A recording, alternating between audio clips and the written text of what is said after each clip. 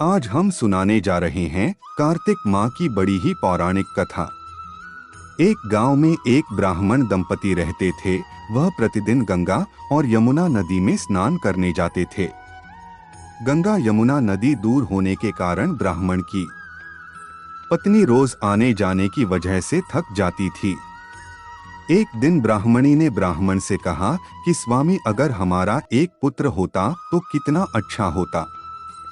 हमारी एक बहू आती, जब भी हम घर वापस लौटते तो वह खाना बनाकर हमारे ये रखती और बहू हमारी सेवा भी करती। तब ब्राह्मण बोला कि चलो, मैं तुम्हारी इस मनोकामना को पूरी कर देता हूँ। तुम एक पोटली लेकर के उसमें आटा और कुछ मोहरे रख दो। ब्राह्मणी ने ऐसा ही किया। तब ब्राह्मण वह पोटली लेकर चला गया। ब्राह्मण जब गंगा किनारे पहुंचा तो वहां बहुत सी छोटी लड़कियां मिट्टी का घर बनाकर खेल रही थी और उस घर को बिगाड़कर हंस रही थी। लेकिन वहां पर एक छोटी लड़की ने अपना घर नहीं बिगाड़ा और कहने लगी कि मैं इसी घर में रहूंगी। यह देखकर ब्राह्मण ने सोचा कि यह मेरी बहू बनने के लायक है और इस प्रकार ब्राह्मण उस लड़की के पीछे उसके घर चल दिया।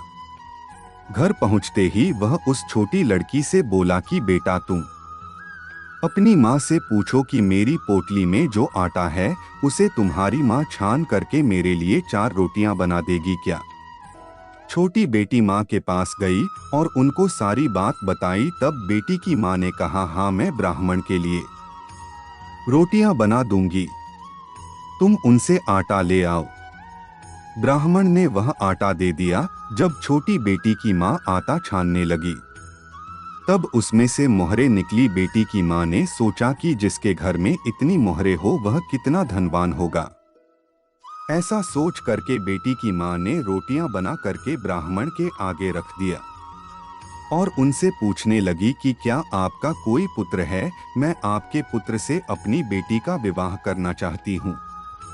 यह बात सुनकर के ब्राह्मण ने झूठ बोल दिया कि हाँ, मेरा एक पुत्र है, लेकिन वह बाहर पढ़ने गया है।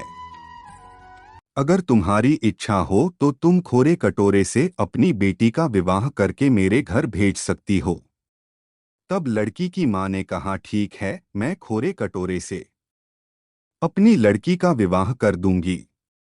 और विवाह होने के बाद बेटी की माँ ने अपनी बेटी को विदा करके ब्राह्मण के घर भेज दिया।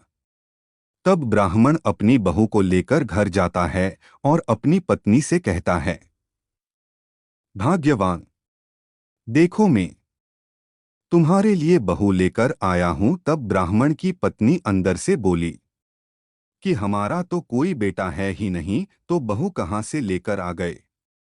सारी दुनिया हम पर हंसती है, अब आप भी मुझ पर हंस रहे हो। इस पर ब्राह्मण ने कहा कि नहीं, मैं तुम्हारा मजाक नहीं बना रहा हूं। तुम दरवाजा खोलकर देखो, मैं तुम्हारे लिए बहू लेकर आया हूं। जब ब्राह्मणी ने दरवाजा खोला तो सामने उसने बहू को खड़े देखा और बहू का स्वागत बहुत ही विधि विधान से किया और आदर सत्कार से अपनी बहू को अंदर ले गई। अब जब भी ब्राह्मण ब्राह्मणी गंगा जमुना में स्नान करने जाते तब उनके पीछे उनकी बहू सारा काम करके खाना बनाकर रखती और घर के सब काम करती और ब्राह्मण ब्राह्मणी की सेवा भी करती। इस तरह कई दिन बीत गए। एक दिन ब्राह्मणी ने अपनी बहू से कहा कि बहू, तुम कभी भी चूल्हे की आग मुझने मत देना और मटके का पानी कभी सूखने ना देना। बहू ने हामी भर दी, लेकिन एक दिन चूल्हे की आग बुझ गई। बहू घबरा गई और भाग करके अपने पड़ोसन के पास गई और कहने लगी कि मेरे चूल्हे की आग बुझ गई है, मुझे थोड़ी आग दे दीजिए। मेरे सास ससुर इस समय नहीं है और वह गंगा जमुना स्नान करने को गए हैं। मुझे उनके लिए खाना बनाना है। तब उस पड़ोसन ने सारी सच्चाई बता दी कि बहुरानी, तुम मूर्ख हो।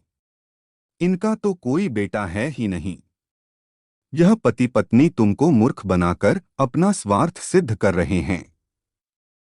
इनका कोई बेटा नहीं है। तब पत्नी बोली, नहीं, इनका बेटा तो बाहर पढ़ने गया है।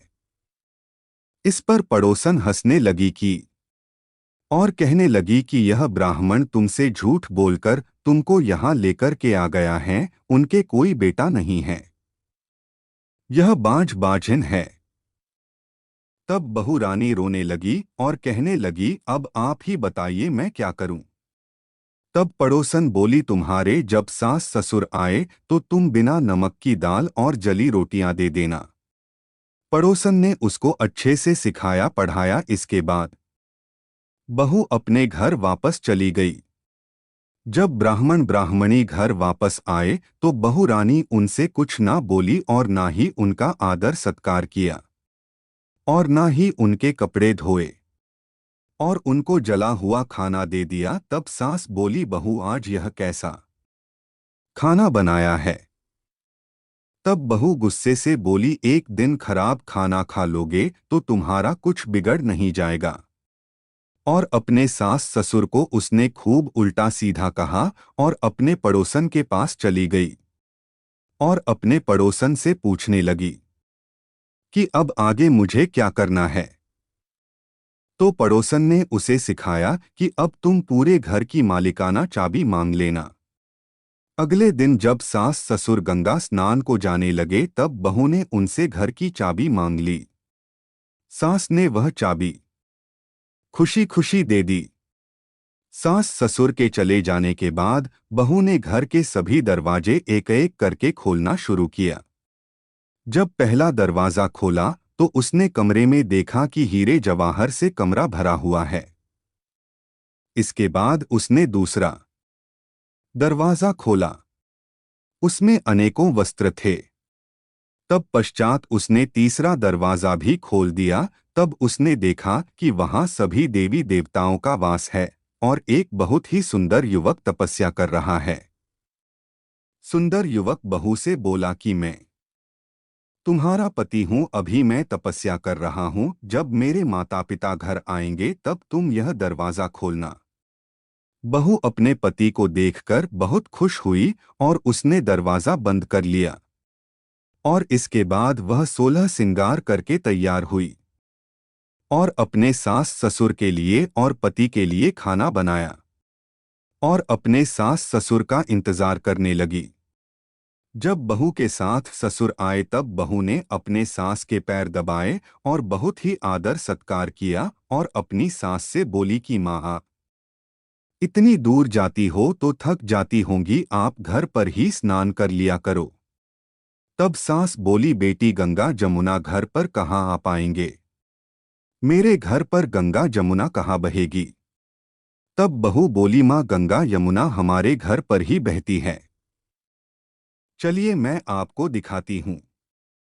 बहू सास को उस कमरे में लेकर गई जहाँ देवी देवताओं का वास था। बहू ने वह कमरा खोल दिया। सास ने देखा कि उस कमरे में शिव पार्वती जी, पीपल पथवारी माता, कार्तिक ठाकुर जी और दामोदर भगवान, तुलसी माता और गंगा जमुना बह रही है और 33 कोटि देवी देवता है और एक सुंदर युवक चौकी पर बैठकर के माला जप रहा है। तब सास ने उस युवक से कहा कि बेटा तुम कौन हो। तब बेटे ने आंख खोली और कहा, माँ मैं तुम्हारा बेटा हूं। तब ब्राह्मणी ने पूछा, तू कहाँ से आया है। तब युवक बोला, माता मुझे कार्तिक देवता ने भेजा है। इतना सुनते ही सास की खुशी का ठिकाना ना रहा और वह कार्तिक देवता को कोटि कोटि धन्यवाद करने लगी और ब्राह्मण ब्राह्मणी अपने बेटे बहू के साथ खुशी खुशी रहने लगे। कार्तिक महाराज जैसे ब्राह्मण और ब्राह्मणी को बहू और बेटा देकर उनको अपार खुशी दी, वैसे ही सभी कहानी सुनने वाले, हुंकार भरने वाले और कार्तिक मास में पूजा करने वाले सभी लोगों को अपार खुशी देना।